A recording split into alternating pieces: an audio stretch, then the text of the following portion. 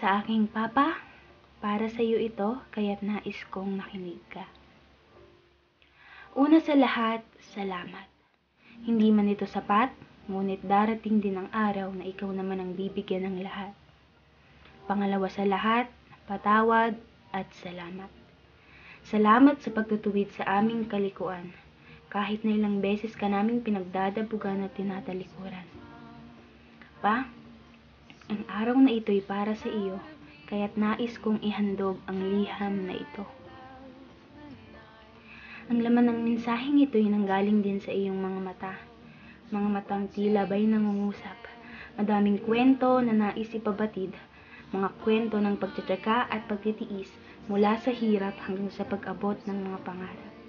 Kahit na anong uri ng trabaho'y kukunin at pagtitiisan, gigising ng mas maaga pa sa pagsikat ng araw at uuwi sa kalagitnaan ng madilim na daanan, sasalubong sa amin ang mga pagod na katawan na nakatago sa iyong mga ngiti, isa na namang matagumpay na araw ang nalampasan. Saksi ang kalawakan sa determinasyon mong gawin ang lahat upang ang pamilya ay may maayos na kinabukasan, pagsugod man sa kalagitnaan ng ulan o kaya naman dugot pawis sa ilalim ng tila bang nakasusunog na araw ang iyong puhunan. Wala sa bokabularyo ang salitang pagod kahit na nangihina ang mga tuhod. Baka sa iyong mga kamay ang hirap ng buhay, maibigay lang lahat ng bagay, mga kamay na puno ng kalyo kakatrabaho mula sa pagsikat ng araw hanggang sa maglaho ito. Kung wala ka, Ama, hindi mabubuo ang tinatawag nilang tahanan na kung saan si Ina ang ilaw at ikaw ang pundasyon na masasandalan, pundasyon na singtibay ng bato, walang iba kundi si Kristo. Itong sinasabi nilang matibay at matatag na pundasyon ay kagaya rin nating nagkakamali at nagkukulang.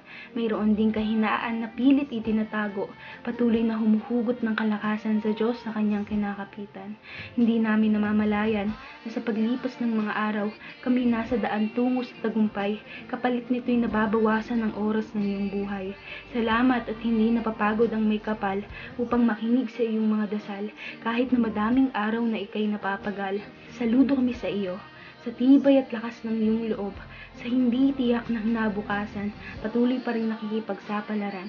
Sa pagganap, hindi lamang bilang isang mabuting ama, kundi isang leader na tinawag niya na maggabay sa amin upang mahalin at paglingkuran siya. Sa pagiging matibay at matatag, sa hindi pagbitaw at hindi pag-ayaw, sa oras ng tila ba ang mundo'y nagugunaw, sa laging pagtayo sa aming likuran, sa tuwing kami nanghina, nagdududa at nasasaktan, inilalaan mong iyong mga tenga sa di mabilang na pagtawa at pag-iyak ng anak mong naghahanap ng kanlungan, Ama. Ikaw yung tipong bilang ang mga salita, ngunit kahanga-hanga ang mga gawa. Bumalik tayo sa simula. Una, at higit sa lahat, salamat. Hindi man ito sapat, ngunit darating din ang araw na ikaw naman ang bibigyan ng lahat. Kung wala ka, wala ako. Kaya Ama, salamat sa iyo.